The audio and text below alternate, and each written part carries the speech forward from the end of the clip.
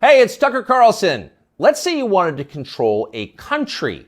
How would you start? Well, you'd want to make sure you had the complete obedience of everybody inside your borders who was authorized to use deadly force. You would start with the military and then federal law enforcement, and move your way down ultimately to agencies like the IRS. Controlling the guns would be a top priority for you if you ever wanted to go dictatorial, if you wanted to be baby doc. But let's say you had deeper ambitions. Let's say you wanted the power not simply to control people's behavior, but to control how they think, not just their bodies, but their minds, as a god would. In that case, you need to take charge of the society's taboos. A taboo is something that by popular consensus is not allowed. A taboo may not be illegal, but it doesn't need to be. Over time, social prohibitions are more powerful and more enduring than laws. Societies are defined by what they will not permit, as are famously religions. Muslims don't eat pork, neither do Orthodox Jews. Traditional Christians oppose extramarital sex. The Amish avoid electricity, and so on. American society isn't overtly religious, but it's governed by taboos, and it always has been. What's interesting is how fast our taboos are changing. This is not happening organically. What we're allowed to dislike is being dictated to us from above, sometimes by force. Until fairly recently, for example, it was taboo in this country to attack people on the basis of their race. That was the main lesson of the Second World War, we were told again and again. The one thing we learned from the Nazis is that it's dangerous to reduce human beings to their genetic code. There is no master race. That made sense, but apparently we no longer believe it. Punishing people based on their skin color is not only permitted in modern America, it is mandatory throughout business and government and higher education, as long as the victims are white. At one time, that would have been unimaginable. So with the current behavior of our politicians. As recently as the 1992 presidential campaign, adultery was considered disqualifying for anyone seeking higher office. Bill Clinton was very nearly derailed in the New Hampshire primary by his affair with Jennifer Flowers. Clinton went to elaborate lengths to lie about the relationship because he had no choice. But he was the last presidential candidate who had to meet this standard. By 2008, it was obvious to anybody who was paying attention that Barack Obama had a strange and highly creepy personal life. Yet nobody ever asked him about it. By that point, a leader's behavior within his own marriage, the core relationship of his life, had been declared irrelevant. It was Barack Obama's business, not yours. One by one, with increasing speed, our old taboos have been struck down. Those that remain have lost their moral force. Stealing, flaunting your wealth, striking women, smoking marijuana on the street, shameless public hypocrisy, taking other people's money for not working. All of these things used to be considered unacceptable in America, not anymore. So it probably shouldn't surprise us that the greatest taboo of all is teetering on the edge of acceptability: child molestation. A generation ago, talking to someone else's children about sex was widely considered grounds for a thrashing. Touching them sexually was effectively a death penalty offense. When Jeffrey Dahmer was bludgeoned to death in the bathroom of a Wisconsin prison in 1994, the Milwaukee district attorney had to caution the public not to turn Dahmer's killer into a folk hero. Jeffrey Dahmer had molested and murdered children. People felt justified in celebrating his death.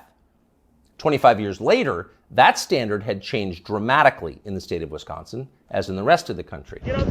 In the summer of 2020, during the BLM riots in Kenosha, 17-year-old Kyle Rittenhouse defended his life from a convicted child molester called Joseph Rosenbaum. Rosenbaum was trying to kill Rittenhouse, so Rittenhouse shot him in self-defense. But it was Joseph Rosenbaum whom the media cast as the victim of the story. Kyle Rittenhouse, meanwhile, an underage boy fending off violence from a child molester, was denounced as the villain. Ultimately, he was indicted for murder. One of the things that this tells us is the people who run our country no longer see child molesters as the worst among us. It's never been more obvious than it was yesterday when the Wall Street Journal ran a long expose about kiddie porn on Instagram.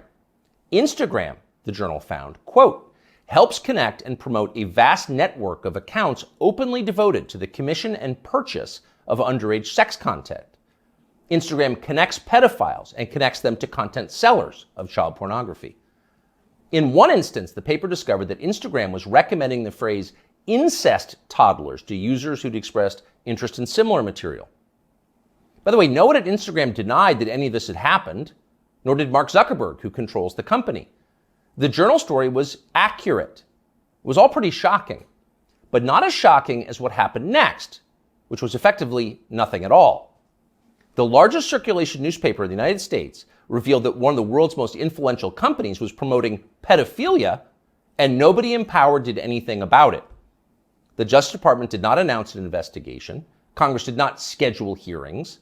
The guy who runs Instagram, Adam Mosseri, still has his job. In fact, Mosseri's last tweet, which is pinned, is a video of himself bragging about how effective Instagram's algorithm is. Keep in mind as you watch this, it's real.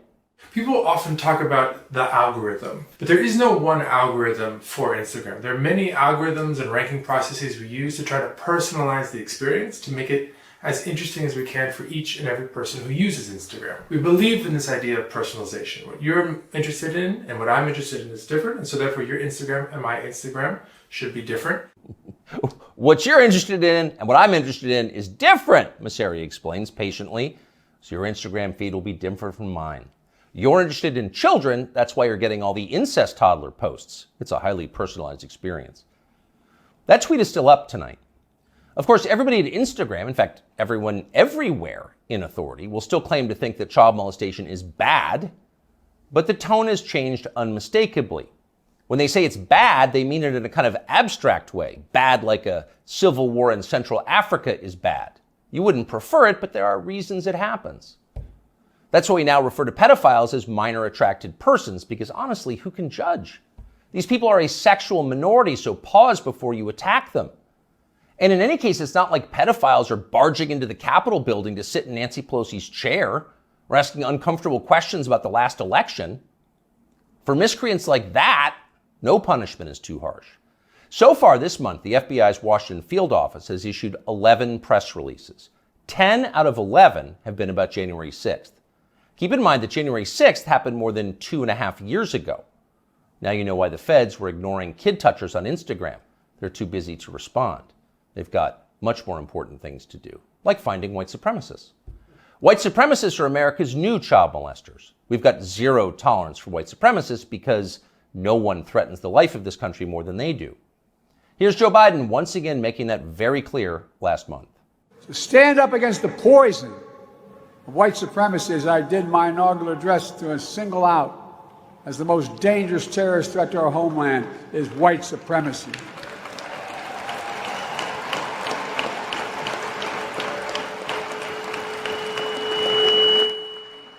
And I'm not saying this because I'm at a black HBCU. I say it wherever I go. Pardon the feedback, but you heard the point. White supremacy is the most dangerous threat to the American homeland. Joe Biden just told us that. It's more dangerous than the threat of nuclear war with Russia. It's more dangerous than the threat of the Mexican drug cartels, who've already killed hundreds of thousands of Americans and are now in control of swaths of our southwestern states. White supremacy is that bad, Joe Biden says. In fact, it's worse. But what is it? That's the question. Can anyone in authority actually define white supremacy? What is it? Is white supremacy liking white people too much? If so, that's going to put those of us with white children in a pretty tough spot. Or is white supremacy something much more obviously bad, like trying to expel all non-whites from America and creating some kind of ethno-state? If that's Joe Biden's definition, what exactly is the scope of this threat? How many people are currently working on this American white ethno-state project? And what are the chances they're going to pull it off? Our guess is not very many and precisely zero. But we can't say for sure because no one has showed us the numbers. These are not rhetorical questions. When the President of the United States describes something as the worst possible crime Americans can commit, you have a right to know what that crime is. You used to have that right. Under our pre-revolutionary legal code before George Floyd, questions like these were easy to answer. A crime was defined as something that an elected legislature had explicitly banned, usually an act that hurt somebody else. In America, crimes were described precisely with words in English and then preserved in books, which you could read yourself. If you ever wondered whether you were committing a crime, you could just look it up. You could know for sure whether you were a criminal. Now you can't. And needless to say, that's the point.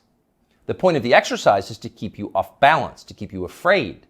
When no one's willing to define the offense, you can't be sure whether or not you're committing it.